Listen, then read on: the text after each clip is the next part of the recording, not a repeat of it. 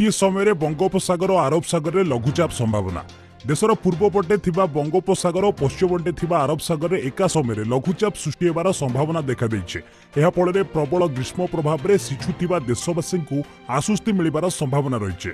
भारतीय पाणीपाग विभाग पक्षरु जारी बुलेटिन में कहुଯାଇଛି जे दक्षिण पूर्व बंगोपसागर में एक साइक्लोनिक सर्कुलेशन सृष्टि होइछे।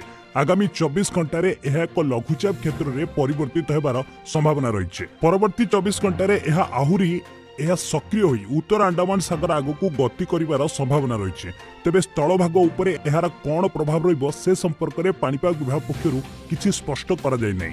अन्यपटे विषुवमंडलीय भारत महासागर और दक्षिण पूर्व अरब सागर में मध्य एक साइक्लोनिक सर्कुलेशन सृष्टि होइछि। समय बंगोपसागर और अरब सागर में लघुचाप संभावना।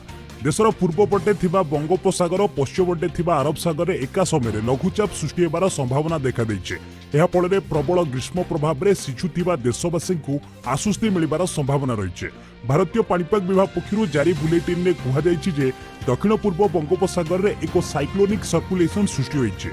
आगामी 24 घंटे यह एक लघुचाप क्षेत्र में परिवर्तित होबार संभावना रही। परवर्ती 24 घंटे यह आहुरी सक्रिय होई उत्तर अंडमान सागर आगक गति करिवार संभावना रही।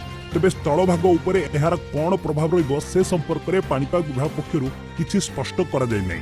अन्यपटे विषुवमंडलीय भारत महासागर और दक्षिण पूर्व अरब सागर में मध्य एक साइक्लोनिक सर्कुलेशन सृष्टि होइछि।